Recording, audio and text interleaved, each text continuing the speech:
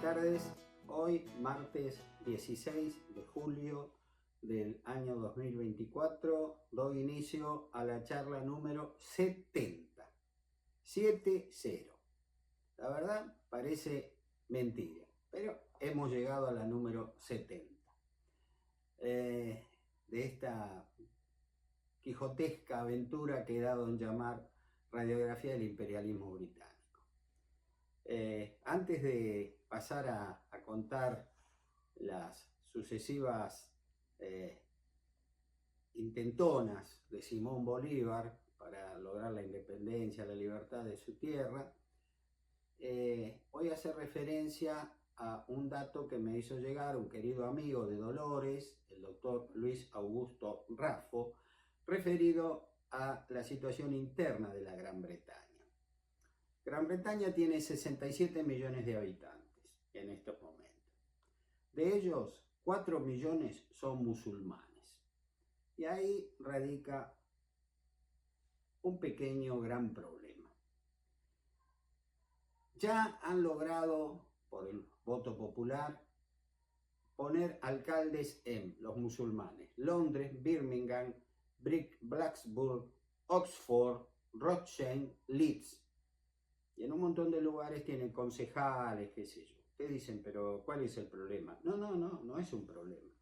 Es que ellos, que fueron tan racistas y tan especialmente duros en materia religiosa, acuérdense las primeras charlas, Enrique VIII, que se separa de la Iglesia Católica porque no lo dejaban divorciar de su esposa y casarse con Ana Bolena, crea una religión, la religión anglicana. Y ahora esa religión, que es la religión oficial de la Gran Bretaña, la verdad que está empezando a tener serios problemas. ¿Por qué? Porque ya hay en la Gran Bretaña 130 tribunales islámicos, 50 consejos de la Sharia, que es la cuestión religiosa de cómo deben comportarse los seres humanos, y el 78% de las mujeres musulmanas que viven en Gran Bretaña no trabajan y tienen entre 6 y 8 hijos. Y el 63% de la población musulmana vive de la asistencia social, entre otras cosas tienen la vivienda gratuita. Los romanos una vez tuvieron un enfrentamiento muy serio con Cartago y un general cartaginés, Aníbal Barca, luego de salir de España, cruzar los Pirineos, marchar por las Galias, Francia, cruzó los Alpes con elefantes y venció a varias legiones romanas y cercó Roma.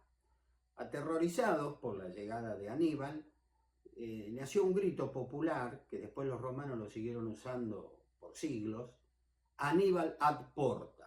Aníbal está en las puertas, está en las murallas de Roma. Bueno, este pueblo, los británicos, desde el punto de vista que fue impuesto por la corona, con Enrique VIII y sus sucesores, la religión anglicana separándose del cristianismo, del catolicismo, perdón, de Roma, ahora tienen adentro de la propia Gran Bretaña, bueno, un problema. Un problema a los que ellos parece que por ahora no tienen solución. ¿Y por qué llegaron tantos musulmanes? Bueno, el efecto boomerang. Ellos, cuando se expandieron en un gigantesco imperio, quizás más grande que el mundo haya conocido, se sirvieron de muchos hombres musulmanes, lo vamos a ver cuando veamos la independencia de la India, especialmente, y esta gente, sus sucesores, mejor dicho, tienen el pasaporte británico. Es decir, ellos también pueden ir a la Gran Bretaña, no importa su religión. Y yo no estoy haciendo acá un concepto religioso, por favor, estoy hablando de otro tema. Para ellos no debe ser nada agradable tener esta situación adentro. Los romanos decían Aníbal ad portas, ellos tenían que decir están dentro de nuestras puertas, ¿no? Esta gente, a las cuales ellos verdaderamente no le tienen evidentemente ningún cariño, pero los tienen adentro. En las escuelas del Reino Unido, por ejemplo, se ha impuesto que se deben impartir lecciones del Islam. Fíjense qué cosa tan curiosa, ¿no? Y al mismo tiempo tan grave, vuelvo a repetir, que hace tambalear al anglicanismo. Referido a la nueva llegada de los laboristas al gobierno, como lo expliqué en la charla pasada, los argentinos no tenemos que hacernos ninguna ilusión. Yo me voy a adelantar a algo que les voy a explicar en su momento. En 1945, luego de derrotada la Alemania nazi, el primer ministro Winston Churchill dijo, bueno, ahora es mi oportunidad. Presentó su renuncia para convocar a nuevas elecciones, ¿no? Él era conservador. Y ante el asombro del mundo, perdió. Y subieron los laboristas, con el señor, el primer ministro, Clemente Attlee. Por esos tiempos, en 1946, este hombre envió un memorándum a todas las posesiones del Imperio Británico y recibió una respuesta de las Islas Malvinas, que decía, entre otras cosas que se preguntaba en ese memorándum, ¿por qué razón estamos allí, en ese territorio? ¿No? Eso se le preguntaba a Canadá, Nueva Zelanda, Australia, Hong Kong, bueno, y Malvinas. Y la respuesta fue, fruto de una injusta agresión. Es decir, nos robamos estas islas, que es cierto, en 1833. ¿Qué hicieron los laboristas con esa información? Nada, absolutamente nada. La cajonearon.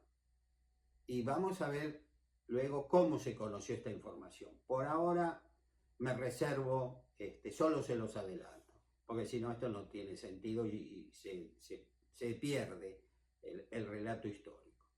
Pero por eso yo digo que de los laboristas referente a Malvinas no esperemos nada, no va a pasar nada. Más ahora que tienen la esperanza de encontrar petróleo, que puede ser que haya, y mucho, en la plataforma continental de las Islas Malvinas. Así que es otra cosa más que a mí me fortalece en esta tarea que he empeñado hace más de 2 años, porque esa riqueza es riqueza argentina. Y si es cierto que en el mar epicontinental, cerca de las Malvinas, hay mucho gas y petróleo, pues, queridos compatriotas, tendríamos otra vaca muerta, y que es nuestra. Y la tenemos que aprovechar nosotros, una vez que recuperemos las islas. Bueno, ahora vamos al tema que estábamos hablando, todos los 5 intentos. Ya hablamos del primero, los 5 intentos que nos faltan de Simón Bolívar. En el primero hemos visto que fracasó la revolución, que fue detenido Francisco de Miranda por un grupo de revolucionarios, entre los que se encontraba Simón Bolívar, entregado a los españoles y murió en la prisión de La Carraca, en Cádiz, el 14 de julio de 1816. Simón Bolívar, que logró huir de Caracas gracias al salvoconducto que le firmó el capitán de fragata Domingo Monteverde, el vencedor de ese primer intento, de esa revolución, se refugia en la isla holandesa de Curazao. Y de allí, al poco tiempo, pasa a Nueva Granada, donde ofrece sus servicios a la revolución que allí había estallado poco tiempo antes. Los granadinos, estoy hablando de una región que hoy conocemos como Colombia, nombre que le va a dar Bolívar precisamente, como ya lo expliqué. Los granadinos, considerándolo un militar fogueado en la lucha, por lo que ha hecho en Venezuela, que en realidad mucho no hizo, le confían un pequeño mando de tropa y le dice, usted tiene que permanecer en este lugar. Yo acá voy a sintetizar mucho, por eso no puedo dar todas las precisiones, porque esto si no sería muy extenso. Pero le aclaro que en el 4º tomo de Radiografía del Imperialismo Británico está todo detallado minuciosamente, tal como los que me conocen saben que es mi costumbre. Bolívar irrumpe de pronto, él dice, el error de Venezuela fue quedarse en sus fronteras, la revolución tiene que pasar, no tiene que quedar acá en Nueva Granada. Y él entonces cruza las estribaciones andinas, que nada que ver con la altura de las que cruzó el general San Martín, y llega a Caracas. Ahí, en una serie de combates, Bolívar sorprende a las tropas españolas, gracias, entre otras cosas, a que en el oriente venezolano, desembarcando de la isla Margarita, hay otro grupo revolucionario comandado por el general Santiago Mariño, y por eso Monteverde se ve sorprendido y enfrentado a dos columnas invasoras, digamos. Una desde Nueva Granada, al mando de Simón Bolívar, y otra al mando de Santiago Mariño por el oriente. Entonces comete errores. Monteverde no era tampoco ningún gran estratega, no era un genio de la guerra, y Bolívar especialmente empieza a triunfar, empieza a ganar,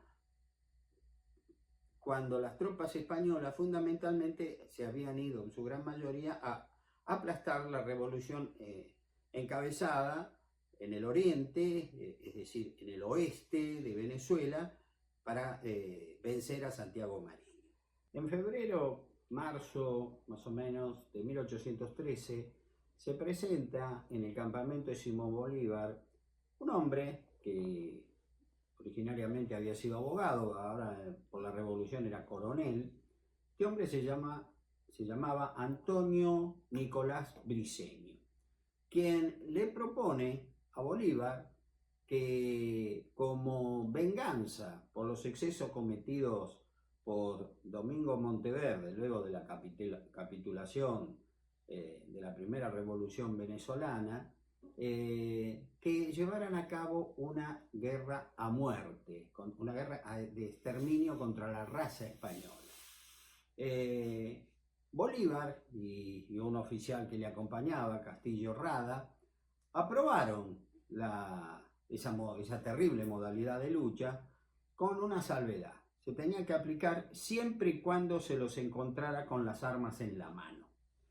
Bueno, Briceño, contando con esta autorización del general Simón Bolívar, al poco tiempo la puso en marcha, venció a una columna española y, bueno, como era costumbre en esa época, al perder los realistas tiraron las armas y se rindieron, eran 150. Briceño los degolló a todos.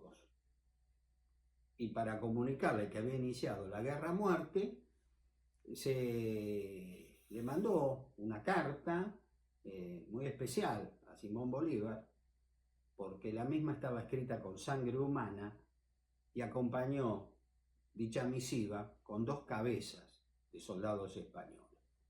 Se pueden imaginar que al comenzar esa guerra a muerte, los españoles pronto recogieron el guante, y por eso esta revolución, este segundo intento, que va de 1812 a 1814, fue una verdadera carnicería.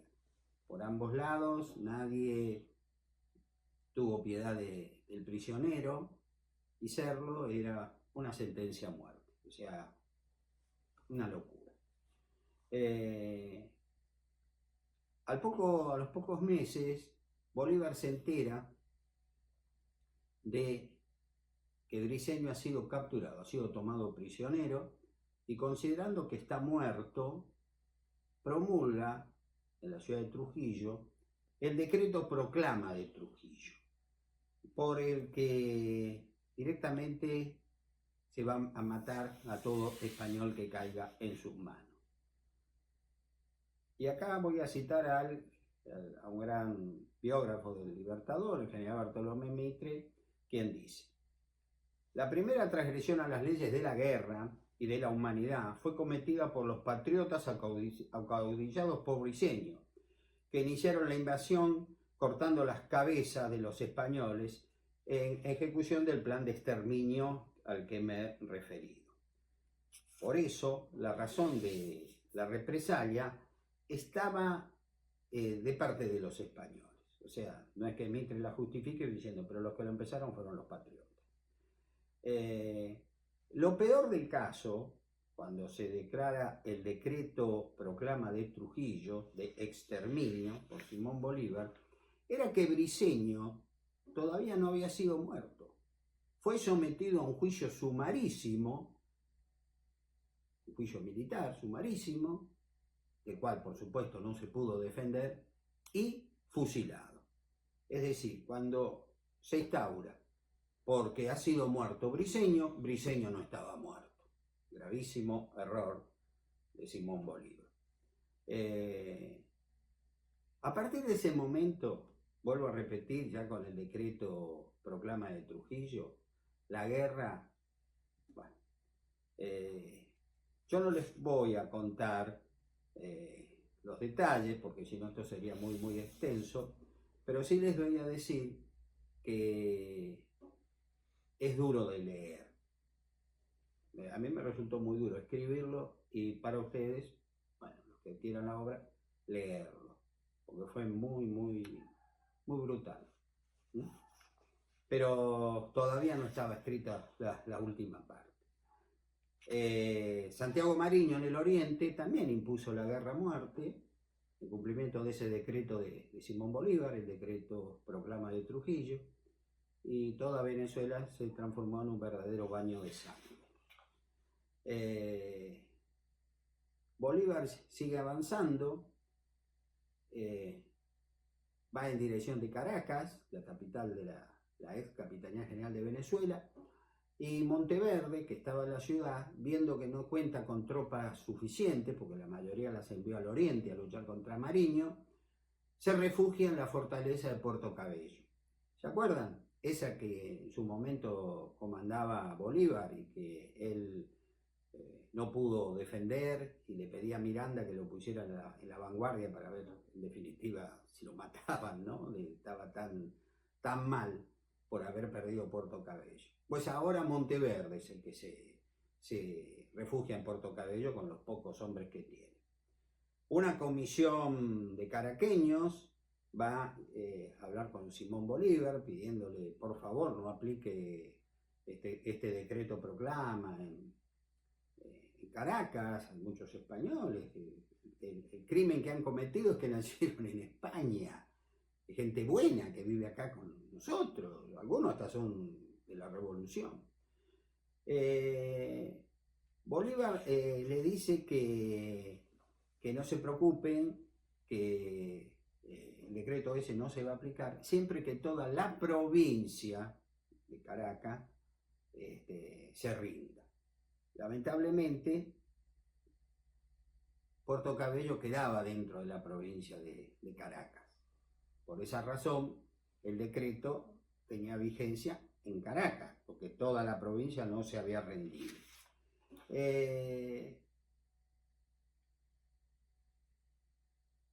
Todo americano sospechoso de colaborar con los españoles quedó incluido en el decreto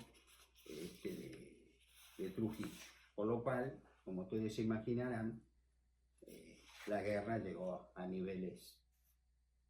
Bueno. Mientras tanto, Monteverde, luego de unos breves meses de estar en Puerto Cabello, logra huir con su gente de Puerto Cabello por barco, escapa, ¿no es cierto? Entonces Puerto Cabello es ocupado por las fuerzas patriotas, que lo transforman en una gran prisión donde son enviados los españoles que vivían en Caracas y en la zona circunvecina. Todavía a ellos no se les había aplicado el decreto, pero su comandante, un verdadero asesino, llamado Juan Bautista Arismendi, viendo que tenían tantos prisioneros, le escribe a Bolívar, dice, mire, acá qué hacemos con esta gente, hay que darles de comer, cuidarlos, que no se escapen, que no hagan daño a la revolución. Y le dice, matémoslo directamente. Bueno, Bolívar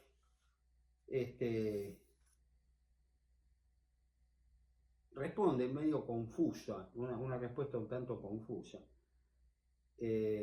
diciendo: ordeno que inmediatamente se pasen por las armas todos los españoles presos en las bóvedas y en el hospital sin excepción alguna, con excepción de los españoles que tengan carta de naturalización. Arismendi dice: este secretario, al leer la nota, dijo: este secretario del Libertador es un burro. Ha escrito con excepción en vez de poner con inclusión.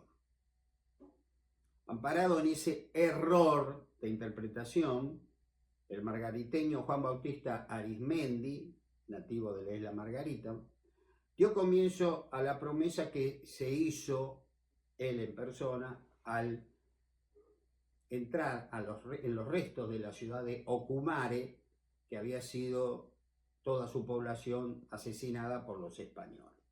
Él en ese momento prometió que no iba a dejar a un español vivo, y ahora iba a tener oportunidad de cumplirlo.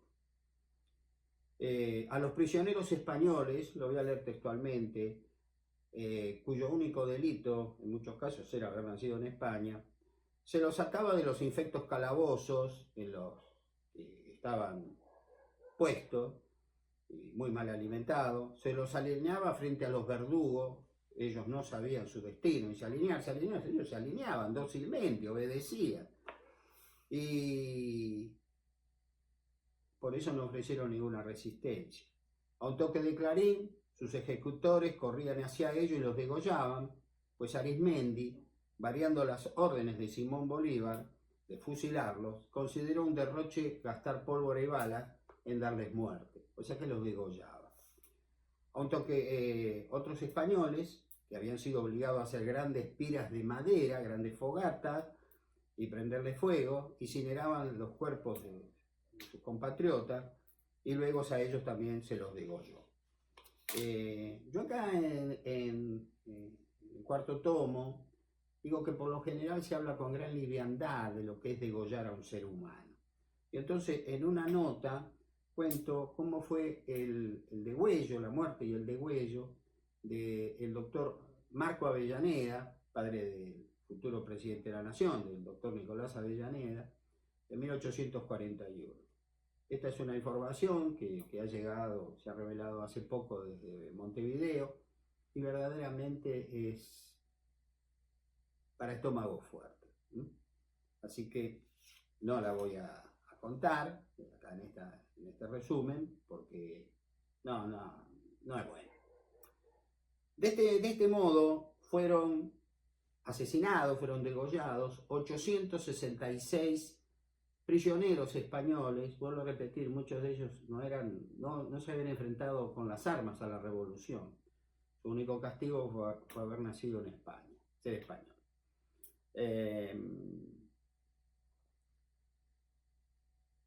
¿Logró algo Bolívar con esto? No logró nada. ¿Saben por qué fundamentalmente no logró?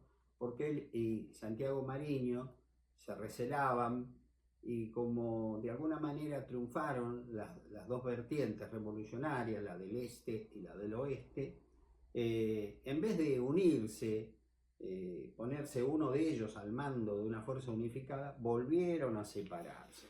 Y eso le dio la oportunidad a los españoles, que fueron siempre unos excelentes soldados, a combatirlos. Quiero hacer notar que mientras el gaucho argentino de movida, ¿no?, en mayo de 1810 se puso del lado de la revolución, podríamos decir in totum, prácticamente todos, ¿no? Desde Salta, el Alto Perú, hasta Buenos Aires, en fin, toda la patria, el gaucho estuvo con la revolución. El llanero venezolano, que viene a ser la versión de ese país del gaucho, no. Al principio estaban con los españoles. ¿Y saben por qué estaban con los españoles? Porque estos pícaramente les daban autorización de vandalismo, de pillaje. Es decir, ocupamos tal pueblo, matamos a todos y ustedes se roban lo que quieren. No hay problema. Entonces, desde ese momento, las fuerzas enfrentadas llevaron a cabo una guerra que fue una carnicería espantosa, como lo dice nuevamente el general Bartolomé Mitre. Cuando se rendía cualquiera de los bandos, todos eran pasados a cuchillo. Los españoles se van a imponer en una batalla llamada Maturín y observen este detalle, o percátense de este detalle. Los revolucionarios se rindieron en número de 3.000 y dice Bartolomé Mitre. Más de 3.000 personas fueron bárbaramente degolladas hasta en la misma iglesia donde se había refugiado la población aterrorizada.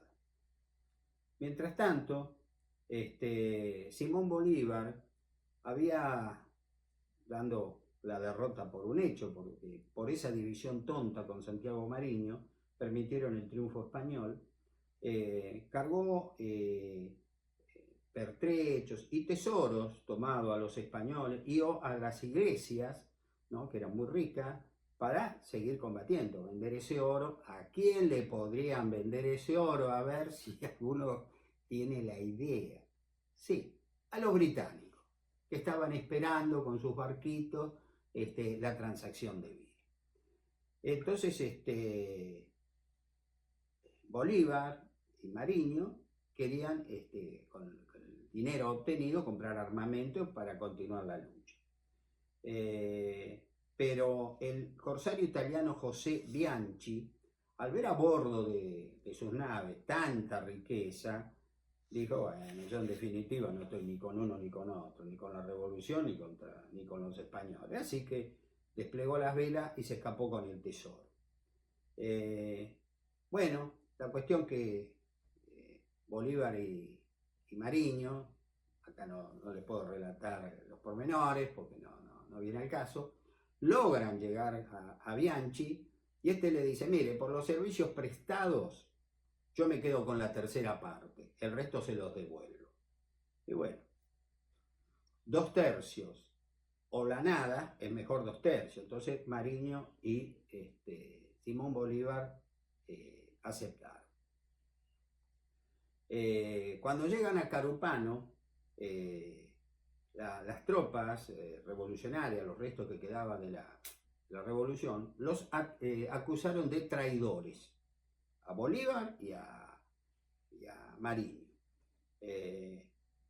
Coronel Manuel Piar, a voz de cuello, gritaba que había que fusilarlos por ladrones, por cobardes, por haber abandonado a sus hombres. Y por más que ellos le dijeran: mire, nosotros fuimos en busca del tesoro, no, los querían fusilar. Le salvó la vida el coronel José Félix Rivas, que era tío político de Bolívar, y voy a leer nuevamente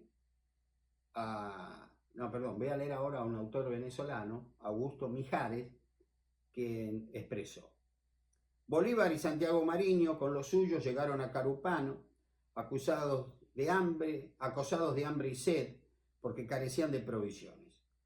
Allí los sorprendí, arresté sus personas y les quité la plata, pertrechos y fusiles que habían caído en su suerte. Esto lo dice Mijares. Bolívar al poco tiempo logró que lo liberase el capitán Pedro Villapol, encargado de custodiarlo, o sea, lo sobornó.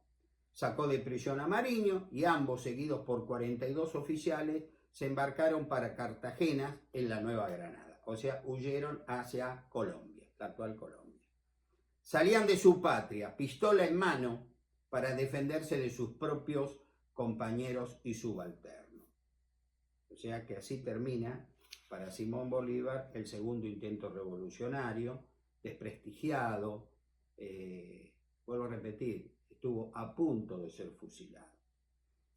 Este segundo intento, 1812-1814, le va a seguir otro que va a durar muy poco. El tercer intento es de 1814 a 1815, donde primero llegan a Curazao con el barco que han huido como lo expliqué recientemente, a Curazao, que es una posesión holandesa, era y lo sigue siendo hasta el día de hoy, y allí se presenta luego, y ahí se va a Nueva Granada, donde es recibido diciéndole, entre otras cosas, habéis sido un militar desgraciado, pero sois un gran hombre. Entonces ahí es como que los granadinos vuelven a confiar en él, le ponen un ejército bastante importante a su mando, pero hay oficiales que han combatido con él en Venezuela que no están de acuerdo en seguir sus órdenes. Entre ellos el coronel Manuel del Castillo Rada, que dice: yo a Bolívar no lo sigo. Y bueno, aunque ustedes no lo crean, se produce una guerra civil entre ambas fuerzas. Bolívar por un lado, Castillo Rada por el otro. Bolívar intenta tomar con una sola pieza de artillería la ciudad de Cartagena, que era defendida por 80 cañones. Imposible. Viendo que la situación no da para más y se produce una gran deserción de su fuerza, bueno, recupera, digamos, la razón y dice: bueno, acá no se puede seguir. Y Simón Bolívar firma la paz con Castillo Rada y se embarca en una nave británica, otra vez, que lo lleva en ese momento a la posesión británica de Jamaica. Así termina el tercer intento revolucionario.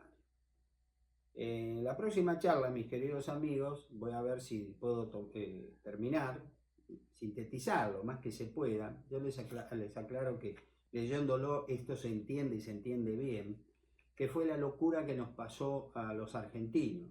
Si ser unitarios o ser federales, ¿y por qué no primero terminamos la guerra contra los españoles?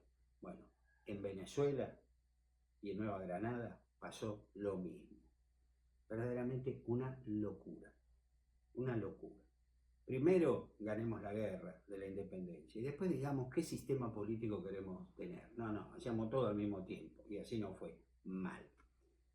En la próxima charla, que si Dios quiere va a ser el martes 23 de julio, voy a ver si finalizo con estos intentos para luego pasar de inmediato a la entrevista de Guayaquil. El cuarto y el quinto intento demuestran una vez más que estas divisiones intestinas fueron terriblemente lapidarias para la revolución. Y la sexta, prácticamente ya se las adelanté, voy a hacer una pequeña síntesis. Espero que haberme hecho entender dentro del tiempo que tengo, porque este es un tema un poquito complicado.